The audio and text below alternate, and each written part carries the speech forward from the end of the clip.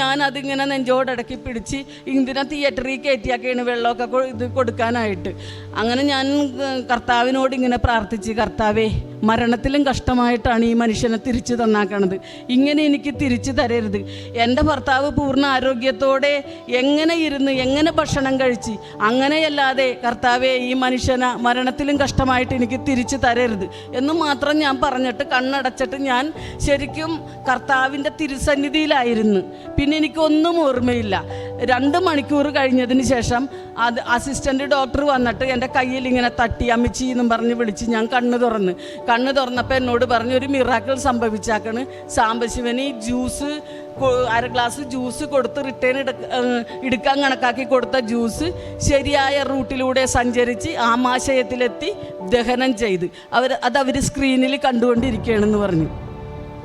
അപ്പം ദൈവമാതാവേ, പരിശുദ്ധ അമ്മേ, അമ്മയും യേശു ക്രിസ്തുവും ഞങ്ങളുടെ കുടുംബത്തിന് നൽകിയ മഹാദയക്ക് ശതകോടി പ്രണാമം. എൻ്റെ പേര് ഷീബ. ഞാൻ എറണാകുളത്ത് പള്ളിപ്പുറത്ത് നിന്ന് വരുന്നു. എൻ്റെ ഹസ്ബൻഡിനുണ്ടായ ഒരു രോഗസൗഖ്യം പറയുവാനാണ് ഞാനിവിടെ വന്നിരിക്കുന്നത്. എൻ്റെ ഭർത്താവിന് ഒരു 9 വർഷം മുമ്പുണ്ടായ ഒരു ക്യാൻസർ ബാധിച്ച് പുലിയാമ്പുല്ലരി കാസിനോമ എന്ന് പറഞ്ഞ ഒരു ക്യാൻസർ വയറിനെ ബാധിക്കുകയും വയറിൽ 2.5 കിലോയുള്ള ഒരു ട്യൂമർ ഉണ്ടാകുകയും അത് ടച്ച് ചെയ്തിരുന്ന എല്ലാ ആന്തരിക അവയവങ്ങൾക്കും ക്യാൻസർ ബാധിച്ച് പഴുപ്പ് ബാധിക്കുകയും ഉണ്ടായി. പെട്ടെന്ന് ഞങ്ങൾ മെഡിക്കൽ ട്രസ്റ്റ് ഹോസ്പിറ്റലിൽ എറണാകുളത്ത് കൊണ്ടുവന്ന് 10.5 മണിക്കൂർ നീണ്ട ഒരു ശസ്ത്രക്രിയ ചെയ്ത് വൻകുടലിൻ്റെ ഭാഗം മുറിച്ച് മാറ്റി, ചെറുകുടലിൻ്റെ ഭാഗം മുറിച്ച് മാറ്റി, പിത്തസഞ്ചിയുടെ വാൽവ് മുറിച്ച് മാറ്റി, ആമാശയത്തിൻ്റെ പകുതി മുറിച്ച് മാറ്റി, ട്യൂമർ ടച്ച് ചെയ്തിരുന്ന വയറിൻ്റെ മജ്ജകളെല്ലാവരും മുറിച്ച് മാറ്റുകയും ചെയ്തു. അന്നനാളത്തിൽ കൂടി ഭക്ഷണം ഇറങ്ങാത്തത് കൊണ്ട് ആമാശയത്തിൽ നിന്ന് ഒരു ട്യൂബ് ഫിറ്റ് ചെയ്ത് അങ്ങനെ ഓപ്പറേഷൻ കഴിഞ്ഞ് മരിച്ചതിലും കഷ്ടമായിട്ട് ഈ ആളെ വെൻറ്റിലേറ്ററിലാക്കി. അപ്പം ഞാൻ തിയേറ്ററിൻ്റെ പുറത്തിരുന്ന് കരഞ്ഞുകൊണ്ടിരിക്കുമ്പോൾ ഒരു സ്ത്രീ എൻ്റെ അടുത്ത് വന്നിട്ട് കൃപാസനത്തിൻ്റെ പത്രം തന്നിട്ട് പറഞ്ഞ്, അമ്മച്ചി പ്രാർത്ഥിക്ക്, ദൈവത്തിന് അസാധ്യമായി ഒന്നും തന്നെയില്ല. അപ്പോൾ എനിക്ക് കൃപാസനം എന്താണെന്ന് ഒന്നും അറിയില്ല. പക്ഷേ ഈ തന്ന പത്രം ഞാൻ മടക്കി എൻ്റെ നെഞ്ചോട് ചേർത്ത് വെച്ച്, മാതാവേ, എൻ്റെ ഭർത്താവിന് പൂർണ്ണ സൗഖ്യം തരണമേ. ഈ മനുഷ്യൻ കടലിൽ ജോലി ചെയ്യണതാണ്. 20-18 ദിവസം കഴിഞ്ഞാൽ വലിയ ബോട്ടിൽ പോയാൽ തിരിച്ചു വരാറുള്ളൂ. അങ്ങനെ ഒരു ദിവസം ജോലിക്കായിട്ട് പോയി കടലിൽ വെച്ചാണ് ഒരു ബുദ്ധിമുട്ട് തോന്നി. അവർ 4 ദിവസം കൊണ്ട് കടലിൽ നിന്ന് കരക്കെത്തിച്ച് ഹോസ്പിറ്റലിൽ ചെന്ന്, അപ്പോൾ ഇന്ന വിഷയങ്ങളൊക്കെ ഉണ്ട്, ഇത്രയും ഭാഗങ്ങൾ മുറിച്ച് മാറ്റണം, ഓപ്പറേഷൻ ചെയ്യേണ്ടതില്ല, അത്രയും ഡാമേജായി എന്നാണ് ഡോക്ടറൊക്കെ പറഞ്ഞിരുന്നത്. മെഡിക്കൽ ട്രസ്റ്റ് ഹോസ്പിറ്റലിലെ ദീപക് ബർമയാണ് ഈ ഓപ്പറേഷൻ ചെയ്തത്. അങ്ങനെ പുള്ളി വെൻറ്റിലേറ്ററിലാണ്. അപ്പോഴാണ് പുറത്തിരുന്ന എൻ്റെ കൃപാസന പത്രം തന്നിട്ട് ഒരു ചേച്ചി പ്രാർത്ഥിക്കാൻ പറഞ്ഞത്. ഞാൻ ഈ പത്രം നെഞ്ചോട് ചേർത്ത് വെച്ച്, എൻ്റെ മാതാവേ, എൻ്റെ ഭർത്താവിന് പൂർണ്ണ സൗഖ്യം തരണമേ എന്ന് പ്രാർത്ഥിച്ച്. പിന്നെ അന്ന് തൊട്ട് എല്ലാ ദിവസവും ഞാൻ ഈ പേപ്പർ വെച്ച് മാതാവിനോടും കർത്താവിനോടും പ്രാർത്ഥിക്കാൻ തുടങ്ങി. പിന്നെ ഇതിനെ വെൻറ്റിലേറ്ററിൽ നിന്ന് പുറത്ത് കൊണ്ടുവന്ന് റൂമിലോട്ട് കൊണ്ടുവന്ന് കിടത്തിയപ്പോഴാണ് പറയണത്, ഇനി ഭക്ഷണം ഇങ്ങനെ ഇറങ്ങൂല, വെള്ളമൊന്നും ഇങ്ങനെ അന്നനാളത്തിൽ കൂടിയൊന്നും പോകൂല, ആമാശയത്തിലൊരു ട്യൂബ് ഫിറ്റ് ചെയ്തിട്ടുണ്ട്, ഇനി അങ്ങനെ വേണം, കുറഞ്ഞ നാളുകളെ ജീവിച്ചിരിക്കുകയുള്ളൂ, പക്ഷെ അത്രയും നാൾ നമുക്ക് വെള്ളമൊക്കെ ആമാശയത്തിൽ ഈ ഇട്ട ട്യൂബിൽ കൂടി വേണം കൊടുക്കാനെന്ന് പറഞ്ഞ്. അങ്ങനെ കുറച്ച് ദിവസങ്ങളൊക്കെ കഴിഞ്ഞ് ഇത് ബോധമൊക്കെ വീണ് ഇത്തിരി വെള്ളം ചോദിക്കാൻ തുടങ്ങിയപ്പോൾ സിസ്റ്റർ പറഞ്ഞ്, ഇങ്ങനെ ഗ്ലൂക്കോസ് തന്നുണ്ട്, ആമാശയത്തിലൊരു ട്യൂബ് ഇട്ടിട്ടുണ്ട്, അതിൽ കൂടി അത്യാവശ്യം വെള്ളമൊക്കെ തന്നുണ്ട്, വായയിൽ കൂടി കുടിക്കാൻ പറ്റൂലെന്ന് പറഞ്ഞപ്പോൾ ഈ മനുഷ്യൻ സമ്മതിച്ചില്ല. എനിക്ക് അങ്ങനെ ജീവിക്കേണ്ട, ഞാൻ 57 വയസ്സ് വരെയും ജീവിച്ചിട്ടുണ്ട് ഒന്നുമില്ലാതെ, ഈ ആമാശയത്തിൽ കൂടി ഭക്ഷണം തന്നിട്ട് എനിക്ക് ജീവിക്കേണ്ടെന്നും പറഞ്ഞ് ഈ ട്യൂബ് വലിച്ചു പറിക്കാൻ തുടങ്ങി. അപ്പോൾ അവർ വന്ന് കൈകളൊക്കെ കെട്ടിവെച്ച് ദിവസങ്ങളോളം പിറ്റേ ദിവസവും ഇങ്ങൊരു വായിലൂടെ വെള്ളം വേണമെന്നും പറഞ്ഞ് ബഹളം വെച്ച് അത് സഹിക്കാൻ പറ്റാണ്ടായപ്പോൾ അവർ ഡോക്ടറിനെ വിളിച്ച്. അപ്പോൾ ഡോക്ടർ പറഞ്ഞൊരു കാര്യം ചെയ്യാം, നമുക്ക് സാംബശിവനെ തിയേറ്ററിലോട്ട് ഒന്നും കൂടി കൊണ്ടുപോയിട്ട് അല്പം വെള്ളം കൊടുത്തിട്ട് പുള്ളി അതൊന്ന് ബോധ്യപ്പെടട്ടെ, എന്നിട്ട് നമുക്ക് വൊമിറ്റ് ചെയ്യാൻ ചെയ്യാൻ ശ്രമിക്കുമ്പോൾ റിട്ടേൺ എടുക്കുക എന്ന് പറഞ്ഞിട്ട് ഒരു ദിവസം ഒരു വൈകുന്നേരം 7 മണിയായ സമയത്ത് ഈ മനുഷ്യനെ തിയേറ്ററിലോട്ട് കൊണ്ടുപോയി. ഞാൻ അതിൻ്റെ വാതിൽക്കൽ ചെന്ന് ഇരിക്കുകയാണ്. അങ്ങനെ ഞാൻ വിഷമിച്ചു, അയ്യോ ഈ ക്യാൻസറുമാണ്, ഇത്രയൊക്കെ മുറിച്ചും മാറ്റി, പിന്നെ ഇനി ഒരു വെള്ളം പോലും വായി കൂടി കഴിക്കാനും പറ്റൂലല്ലോ എന്ന് ഓർത്ത് മനസ്സ് വെന്ത് ഞാനിങ്ങനെ കരഞ്ഞിരിക്കുമ്പോൾ അവിടെ തൊട്ടടുത്ത് കിടന്ന ആ റൂമിലുള്ള ഒരു ചേച്ചി ക്രിസ്തുവിൻ്റെ മുൾക്കിരീടം ഉള്ള ഒരു ബുക്ക് എൻ്റെ കയ്യിൽ കൊണ്ടു തന്നു. ബുക്ക് ഞാൻ തുറന്നൊന്നും അത് നോക്കിയില്ല. പുറത്തുള്ള പടം കണ്ടതാണ്, രക്തം ഇങ്ങനെ കണ്ണിൽ നിന്ന് ഇറ്റി വീണിട്ടുള്ള ഒരു ഇത്. അപ്പം ഞാനതിങ്ങനെ നെഞ്ചോടടക്കി പിടിച്ച് ഇന്തിനെ തിയേറ്ററിൽ കയറ്റിയാക്കിയാണ് വെള്ളമൊക്കെ ഇത് കൊടുക്കാനായിട്ട്. അങ്ങനെ ഞാൻ കർത്താവിനോട് ഇങ്ങനെ പ്രാർത്ഥിച്ച്, കർത്താവേ മരണത്തിലും കഷ്ടമായിട്ടാണ് ഈ മനുഷ്യനെ തിരിച്ചു തന്നാക്കണത്, ഇങ്ങനെ എനിക്ക് തിരിച്ചു തരരുത്. എൻ്റെ ഭർത്താവ് പൂർണ്ണ ആരോഗ്യത്തോടെ എങ്ങനെ ഇരുന്ന് എങ്ങനെ ഭക്ഷണം കഴിച്ച് അങ്ങനെയല്ലാതെ കർത്താവേ ഈ മനുഷ്യനെ മരണത്തിലും കഷ്ടമായിട്ട് എനിക്ക് തിരിച്ചു തരരുത് എന്ന് മാത്രം ഞാൻ പറഞ്ഞിട്ട് കണ്ണടച്ചിട്ട് ഞാൻ ശരിക്കും കർത്താവിൻ്റെ തിരുസന്നിധിയിലായിരുന്നു. പിന്നെ എനിക്കൊന്നും ഓർമ്മയില്ല. 2 മണിക്കൂർ കഴിഞ്ഞതിന് ശേഷം അത് അസിസ്റ്റൻ്റ് ഡോക്ടർ വന്നിട്ട് എൻ്റെ കയ്യിൽ ഇങ്ങനെ തട്ടി അമ്മച്ചി എന്നും പറഞ്ഞ് വിളിച്ച് ഞാൻ കണ്ണ് തുറന്നപ്പോൾ എന്നോട് പറഞ്ഞു, ഒരു മിറാക്കിൾ സംഭവിച്ചാക്കണ്. സാംബശിവന് ജ്യൂസ് 1/2 ഗ്ലാസ് ജ്യൂസ് കൊടുത്ത് റിട്ടേൺ എടുക്കാൻ കണക്കാക്കി കൊടുത്ത ജ്യൂസ് ശരിയായ റൂട്ടിലൂടെ സഞ്ചരിച്ച് ആമാശയത്തിലെത്തി ദഹനം ചെയ്ത് അവർ സ്ക്രീനിൽ കണ്ടുകൊണ്ടിരിക്കുകയാണെന്ന് പറഞ്ഞു. അപ്പോൾ എനിക്ക് പൂർണ്ണ ബോധ്യമായി, കർത്താവ് എന്തായാലും എൻ്റെ ഭർത്താവിന് ഏതെല്ലാം അവയവങ്ങളെ ബാധിച്ചിട്ടുണ്ടെങ്കിലും അത് എടുത്തു മാറ്റാൻ കർത്താവിന് സാധിക്കുമെന്ന്. പിന്നെ ഞാൻ എൻ്റെ ഭർത്താവിന് ക്യാൻസറാണെന്ന് കരുതി ഞാൻ ദുഃഖിച്ചിട്ടില്ല. പുള്ളിനെ പുറത്തോട്ട് കൊണ്ടുവന്ന് പിന്നീടും കുറേ ദിവസങ്ങൾ കഴിഞ്ഞാണ് വായിൽ കൂടി ഭക്ഷണമൊക്കെ കൊടുത്തത്. പിന്നെ ഞങ്ങൾ ഡിസ്ചാർജ് ചെയ്യണേക്ക് മുമ്പ് ഒരു ആരോ റൂട്ട് ബിസ്ക്കറ്റ് 1/2 ഗ്ലാസ് ചായയൊക്കെ വായിൽ കൂടി കൊടുത്ത് കഴിച്ച് കുഴപ്പമില്ല.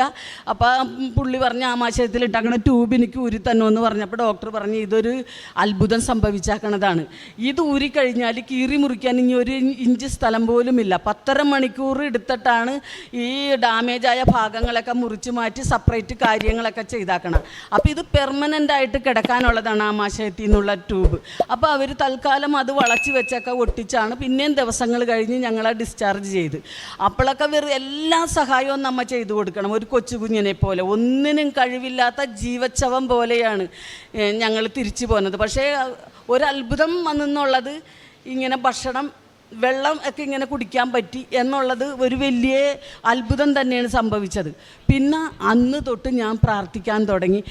യൂട്യൂബിലൂടെ അച്ഛൻ്റെ ധ്യാനങ്ങളും സാക്ഷ്യങ്ങളും കേൾക്കാൻ തുടങ്ങി. എന്ന് ഞാനിങ്ങനെ പ്രാർത്ഥിച്ചുകൊണ്ടിരുന്നു. ഇതിൻ്റെ ഇടയിൽ 6 മാസം കൊണ്ട് 6 കീമോ കഴിഞ്ഞതിന് ശേഷം പിന്നെ റേഡിയേഷനുള്ള ടെസ്റ്റുകൾക്കൊക്കെ അവരെഴുതി തന്ന് എല്ലാ ടെസ്റ്റുകളും നമ്മൾ റേഡിയേഷന് മുമ്പ് ചെയ്യണം എന്നിട്ടൊരു ഡേറ്റ് തന്ന് ഈ റിസൾട്ടൊക്കെ ആയിട്ട് നിങ്ങൾ റേഡിയേഷന് വരാനായിട്ട്. അപ്പോഴെല്ലാം ഞാൻ കർത്താവിനോട് പ്രാർത്ഥിച്ചുകൊണ്ടിരുന്നു, കർത്താവേ അവയവങ്ങൾ ആന്തരിക അവയവങ്ങളും ഒക്കെ മുറിച്ച് മാറ്റിയിട്ടും ശരിയായ റൂട്ടിൽ കൂടി ഈ ജ്യൂസ് ചെന്ന് ദഹനം ചെയ്തിട്ടുണ്ടെങ്കിൽ കർത്താവിന് അസാധ്യമായിട്ട് ഒന്നും തന്നെയില്ല.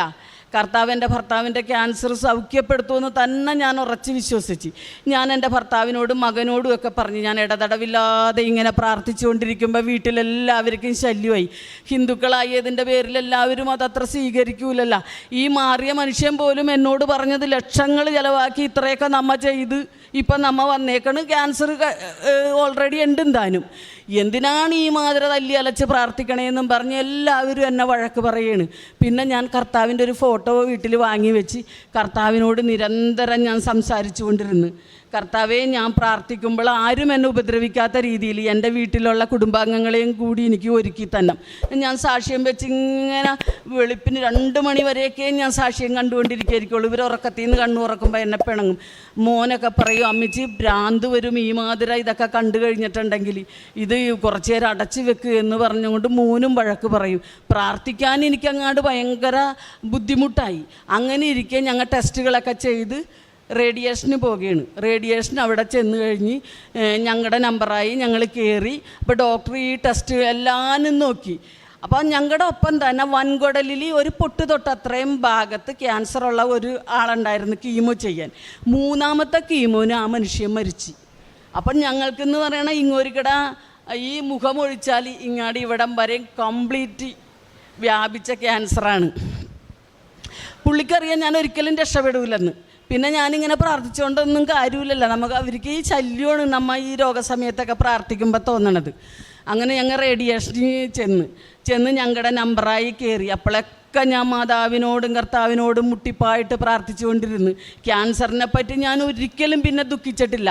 കാരണം ആദ്യത്തെ അനുഭവം ഉണ്ടായപ്പോൾ എനിക്ക് ബോധ്യപ്പെട്ടു. അങ്ങനെ റേഡിയേഷനിൽ ചെന്ന് കഴിഞ്ഞ് ഡോക്ടർ ഈ സർട്ടിഫിക്കറ്റുകളൊക്കെ മേടിച്ച് അന്ന് അതിൻ്റെ തൊട്ടടുത്ത ദിവസമാണ് സ്കാനുകളൊക്കെ ചെയ്താക്കണം. ബ്ലഡ് ടെസ്റ്റിനൊക്കെ ഭയങ്കര പൈസയാകും. അങ്ങനെ അതൊക്കെ ഇങ്ങനെ നോക്കും തോറും മുഖത്ത് ഓരോ എക്സ്പ്രഷൻ വന്നുകൊണ്ടിരിക്കുകയാണ്. പുഞ്ചിരിച്ചുകൊണ്ട് ഇങ്ങനെ നോക്കുകയും ചെയ്യും. ഈ മനുഷ്യനെയും നോക്കും. ലാസ്റ്റ് പറഞ്ഞ് സാംബശിവനാ അത്ഭുതകരമായിട്ട് ദൈവം രക്ഷപ്പെടുത്തിയാക്കണ്. ക്യാൻസറിൻ്റെ ഒരു കോശം പോലുമില്ല. സാംബശിവന് ഇനി റേഡിയേഷൻ്റെ യാതൊരു ആവശ്യവുമില്ല. സാംബശിവൻ കഴിച്ചുകൊണ്ടിരിക്കുന്ന സകല മരുന്നും ഇന്ന് കൊണ്ട് നിർത്താം, ബാലൻസ് ഉണ്ടെങ്കിൽ ഇവിടുത്തെ ബോക്സിൽ കൊണ്ടുവന്നിടാം എന്ന് പറഞ്ഞു. അപ്പോൾ ഈ മനുഷ്യൻ അത്ര വിശ്വാസം വന്നില്ല. ഞാൻ ഈ മനുഷ്യനോട് പറയണമായിരുന്നു, കർത്താവിന് അസാധ്യമായിട്ടൊന്നുമില്ല, ഇത് മാറ്റിത്തരുമെന്ന് പറഞ്ഞാൽ ഇവരാരും വിശ്വസിച്ചിരുന്നില്ല. അങ്ങനെ ഞാൻ ഈ മനുഷ്യനോട് പറഞ്ഞു, നിങ്ങൾ പേടിക്കേണ്ട, നമുക്ക് മെഡിക്കൽ ട്രസ്റ്റ് ഹോസ്പിറ്റലിൽ ചെന്ന് ദീപക് വർമ്മയുടെ ഒരു ഒപ്പീനിയനും കൂടി കേൾക്കാം എന്ന് പറഞ്ഞിട്ട് ഞങ്ങൾ അപ്പം തന്നെ വണ്ടി വിളിച്ച് മെഡിക്കൽ ട്രസ്റ്റ് ഹോസ്പിറ്റലിൽ ചെന്ന് അവിടെ ചെന്ന് കഴിഞ്ഞ് ഡോക്ടറിനെ കണ്ട്.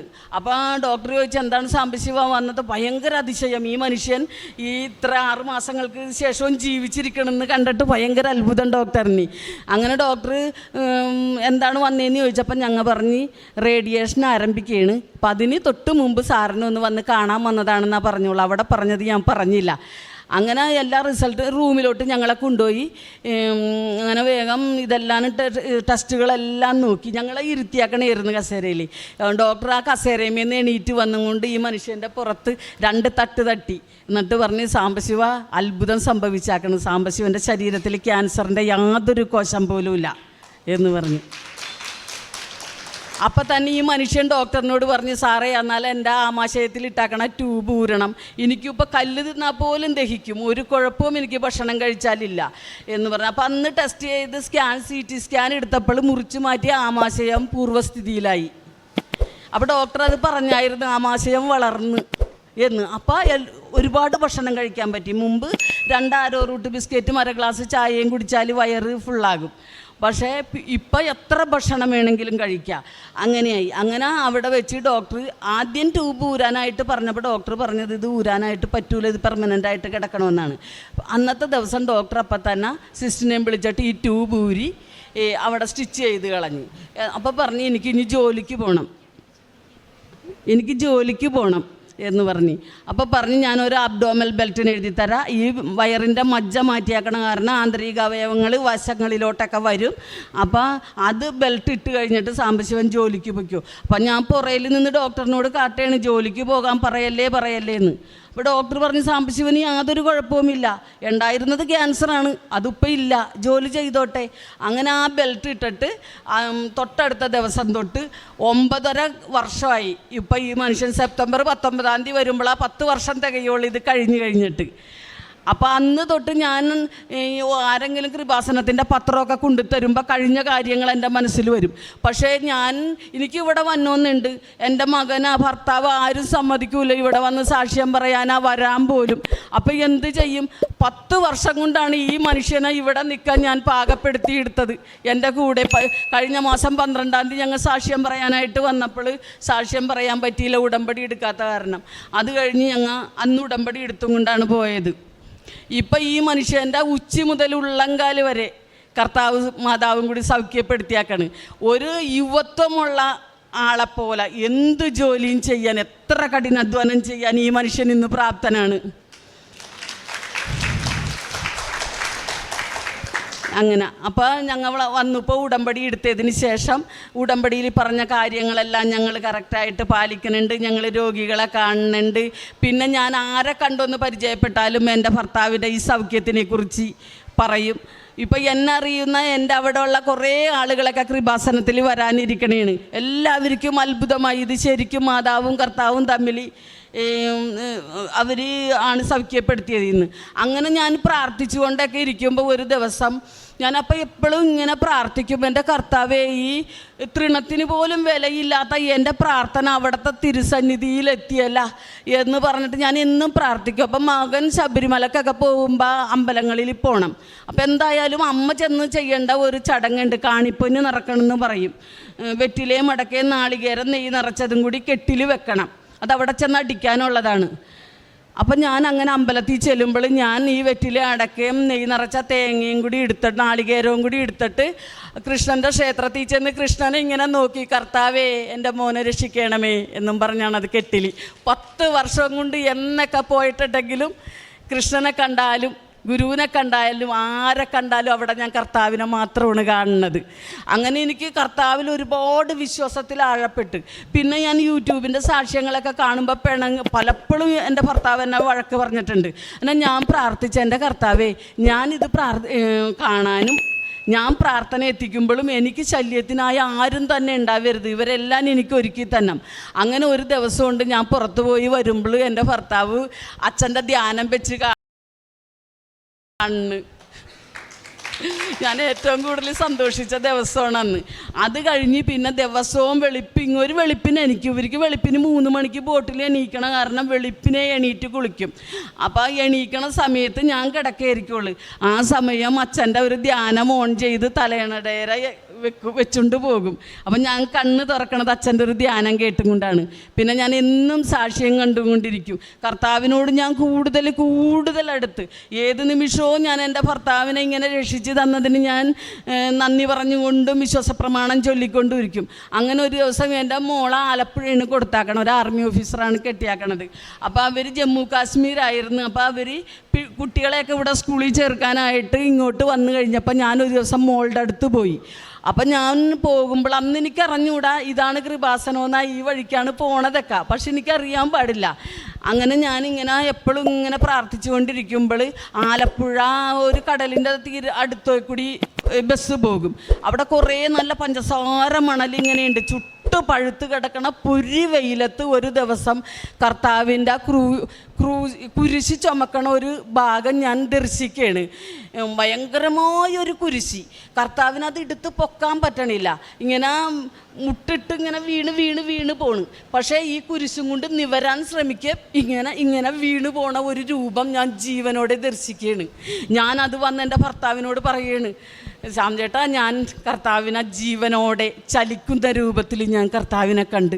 ആരും വിശ്വസിക്കണില്ല. എൻ്റെ ചേച്ചിമാരെയൊക്കെ നിനക്ക് ഭക്തിമൂത്ത് തോന്നണതാണ്. ഞാൻ പറഞ്ഞ അല്ല, ഞാനിത് കണ്ടതാണ് എന്ന് പറഞ്ഞിട്ട് പിന്നെ ഇങ്ങോരിക്കടെ സൗഖ്യം കണ്ടവരും എൻ്റെ വീട്ടിലുള്ളവരും എൻ്റെ മോളൊക്കെ ഇത് ഉറച്ച് വിശ്വസിച്ച് അന്ന് തുടങ്ങി എൻ്റെ മോളും ആ വീട്ടിൽ കർത്താവിനെയും മാതാവിനെയും വെച്ചിട്ട് അവരുടെ ഒരു ദിവസം തുടങ്ങണത് കൊച്ചുമക്കൾ അവിടെ തിരിതെളിച്ച് പ്രാർത്ഥിച്ചിട്ടാണ് അവർ സ്കൂളിലൊക്കെ പോണത്. പിന്നെ ഞാനിപ്പോൾ ഉടമ്പടി എടുത്തതിന് ശേഷം ഞങ്ങളുടെ ഒരു ദിവസം ആരംഭിക്കണത് വെളുപ്പിനെ എണീറ്റ് ഞാൻ കുളിച്ച് വന്നിട്ട് തൈലം തൊട്ട് വിശ്വാസപ്രമാണം ചെയ്ത് തിരിതെളിച്ച് മാതാവിൻ്റെ മുമ്പിൽ മുട്ടുകുത്തി പ്രാർത്ഥിച്ചതിന് ശേഷം അവിടെ നിന്ന് എണീറ്റിട്ട് എൻ്റെ ഭർത്താവിൻ്റെ അടുത്ത് ചെന്ന് തൈലം എടുത്ത് നെറ്റത്ത് കുരിശ് വരച്ച് തലയിൽ കൈവച്ച് വിശ്വാസപ്രമാണം ചൊല്ലും. അതിനുശേഷം ഈ തൈലം ഈ മുറിവേറ്റ വയറിലോട്ട് ഞാൻ തേച്ചും കൊണ്ട് പ്രാർത്ഥിക്കും. അത് കഴിഞ്ഞിട്ട് എൻ്റെ മകൻ കിടന്നുറങ്ങിയിരിക്കുള്ള ആ ഉറക്ക സമയത്ത് ചെന്നിട്ട് ലൈറ്റ് ഇട്ട് അവനെ വിളിച്ചും കൊണ്ട് അവൻ്റെ നെറ്റത്തും ഈ തൈലം കുരിശ് വരച്ച് അവനോട് വാതുറക്കാൻ പറഞ്ഞിട്ട് ഈ വിശുദ്ധ ഉപ്പ് മോനെ, ഒരു ദിവസത്തിൻ്റെ ആദ്യം ഈ വിശുദ്ധ ഉപ്പ് നീ അല്പാൽപമായിട്ട് നുഴഞ്ഞിറക്കുന്നും പറഞ്ഞിട്ട് അത് വായിലിട്ട് കൊടുക്കും. അപ്പം അതിനൊന്നും അവൻ ഇന്ന് വരെ ഇപ്പോൾ ഒരു തടസ്സവും പറയണില്ല. എനിക്ക് പ്രാർത്ഥിക്കാനും എനിക്ക് ദൈവത്തിനെ വിളിക്കാനും എല്ലാനും എൻ്റെ ഭർത്താവും മകനും ഉപ്പ സമ്മതിച്ച്. പിന്നെ എൻ്റെ ചേച്ചിമാരും എൻ്റെ ബന്ധുക്കളൊക്കെ കുറേ പേര് ഭയങ്കരമായിട്ട് എന്നോട് എതിർത്ത്. അപ്പോൾ കുടുംബ യൂണിറ്റുകൾ വെക്കുമ്പോൾ പുറത്തുനിന്നുള്ള വക്കീലുമാർ സാറുമാരൊക്കെയാണ് അതിൻ്റെ തലപ്പത്തൊക്കെ ഇരിക്കണത്. അപ്പോൾ ഒരേ യൂണിറ്റ് വെക്കുമ്പോൾ ഇങ്ങനെ വർഷത്തിൽ ഒരിക്കൽ അവർ വരും. അങ്ങനെ വന്നപ്പോൾ ഹാളിലാണ് ഞങ്ങളെല്ലാവരെയും ഇരുത്തിയത്. ആ ഒരു അധ്യാപകനാണ് അന്ന് വന്നത്. നോക്കിയപ്പോൾ കർത്താവിൻ്റെ ഒരു ഫോട്ടോ ഇരിക്കണം. പുള്ളിക്ക് ഒട്ടും ഇഷ്ടമായില്ല. പുള്ളി അത് നെറ്റി ചുളിച്ചിട്ട് പറഞ്ഞ് ഈ വീട്ടിലെ വീട്ടമ്മയാരാണ് ഇങ്ങോട്ട് വിളിച്ചേ എന്ന് പറഞ്ഞ്. അപ്പോൾ എനിക്കറിയാം കുടുംബ യൂണിറ്റ് വെക്കുമ്പോൾ ഇങ്ങനൊരു ചോദ്യം വരും, ഞാൻ ഇനി ക്രിസ്ത്യാനിയാണെന്ന് പറഞ്ഞ് പ്രശ്നം ഉണ്ടാകുമെന്ന് എനിക്കറിയാം. അപ്പോൾ ഞാൻ എൻ്റെ കർത്താവിനോട് പറഞ്ഞ്, കർത്താവേ, എനിക്ക് എല്ലാവർക്കും കൂടി കൊടുക്കാനുള്ള ഒരു ഉത്തരം അങ്ങ് തന്നെ എനിക്ക് തന്നം. കാരണം ഞാനൊരു ഹിന്ദു ആയതിൻ്റെ പേരിൽ ഞാൻ പല സ്ഥലത്തും ക്രൂശിക്കപ്പെടും. അപ്പോഴൊക്കെ ഉത്തരം മുട്ടി ഞാൻ നിൽക്കരുത്. എൻ്റെ ഭർത്താവിൻ്റെ സൗഖ്യം പറഞ്ഞാൽ അത് ലക്ഷങ്ങൾ ചിലവാക്കി ഓപ്പറേഷൻ ചെയ്തിട്ടാണെന്ന് അവർ പറയും. അപ്പോൾ എനിക്ക് പറയാനൊരു ആൻസർ ഉണ്ടാകണം എന്ന് ഞാൻ പ്രാർത്ഥിച്ചുകൊണ്ടിരുന്നു. അപ്പോൾ എൻ്റെ മകളുടെ കുട്ടിക്ക് ചോറൂണിനായിട്ട് ആലപ്പുഴ ഒരു ചെറുകോലാശ്രമം എന്ന് പറഞ്ഞിട്ട് ആശ്രമമുണ്ട് ഗുരുദേവൻ്റെ, അവിടെ വെച്ചാണ് ചോറൂണ് നടത്തിയത്. അപ്പോൾ ചോറൂണിന് ചെന്നപ്പോൾ വലിയൊരു ഹാളിൽ ഗുരുവിനെ വെച്ച പോലെ ക്രിസ്തുവിൻ്റെ ഒരു വലിയ ഫോട്ടോ വെച്ചിട്ട് തുളസിമാല ചാർത്തിയിട്ട് അതിൻ്റെ മുന്നിലാണ് പ്രാർത്ഥന. ആദ്യം തന്നെ കർത്താവിനൊരു പ്രാർത്ഥന, അത് കഴിഞ്ഞിട്ടാണ് ഗുരുമന്ദിരത്തിലെ സകല പ്രാർത്ഥനകളും ആരംഭിക്കണം. അപ്പം ഞാൻ അവിടുത്തെ ഒരു ആചാര്യനോട് ചോദിച്ചു, എന്താണ് ഇവിടെ ഇങ്ങനെ ക്രിസ്തുവിനെ വെച്ചാക്കണത് എന്ന് പറഞ്ഞപ്പോൾ പറഞ്ഞ്, ഗുരുദേവൻ്റെ സമാധിക്ക് ശേഷം ഗുരുദേവൻ്റെ വസ്തുക്കളൊക്കെ പരിശോധിച്ച് എടുത്തപ്പോൾ ക്രിസ്തുവിനെ ഗുരു ആചരിച്ചെന്നുള്ള ഒരു തെളിവ് ഉണ്ടായി. സർവജ്ഞാനിയായ ഗുരു ക്രിസ്തുവിനെ ആചരിച്ചിരുന്നെങ്കിൽ എന്തുകൊണ്ട് നമുക്ക് ഇവിടെ വെച്ചുവിടാ എന്നാണ് എന്നോട് ചോദിച്ചത്. അത് എനിക്ക് മറ്റുള്ളവരോട് പറയാനുള്ള ഒരു ആൻസർ കർത്താവ് തന്നതാണ്. അപ്പം ഞാൻ ഈ അധ്യാപകനോട് പറഞ്ഞ്, നമ്മുടെ സർവജ്ഞാനിയായ ഗുരു ക്രിസ്തുവിനെ ആചരിച്ചിരുന്നുവെങ്കിൽ എന്തുകൊണ്ട് എനിക്കൊരു ഫോട്ടോ ഇവിടെ വെച്ചുകൂടാ, അങ്ങനെ ചോദിച്ച്. ഞാനപ്പോൾ എല്ലാവരോടും, നിങ്ങൾ എന്ത് മനസ്സ് നീറിയ ആവശ്യങ്ങൾക്കായാണ് കർത്താവിനെയും മാതാവിനെയും എൻ്റെ അടുത്ത് വന്നാക്കണമെങ്കിലും നമ്മുടെ മനസ്സ് ദൈവത്തിന് വസിക്കാനുള്ള പരിശുദ്ധമായ ആലയമാക്കി തീർക്കുക. അവിടെ ക്രിസ്തുവും മാതാവും വരും, നമ്മുടെ എല്ലാ ആവശ്യങ്ങളും സാധിച്ചു തരും. അപ്പോൾ എല്ലാവരോടും ഞാൻ നന്ദി പറയണ്. നിങ്ങളുടെ പ്രാർത്ഥനയിൽ ഞങ്ങളുണ്ടാകണം. ഞങ്ങളുടെ പ്രാർത്ഥനകളിലും ഈ കൃപാസനത്തിനും വല്ല സകല മക്കളും ഉണ്ടാകും. മാതാവും കർത്താവും നമ്മളെല്ലാവരെയും രക്ഷിക്കും. ശരിക്ക് ജീവിച്ചു കൊണ്ടിരിക്കുന്ന ക്രിസ്തുവാണെന്ന് വിഷ്വലിലൂടെ എന്നെ കാണിച്ചു തന്നതാണ് കർത്താവ്. അതുകൊണ്ട് എല്ലാവരോടും ഞാൻ നന്ദി പറയണ്. ദൈവനാമത്തിന് മഹത്വം ഉണ്ടാകട്ടെ.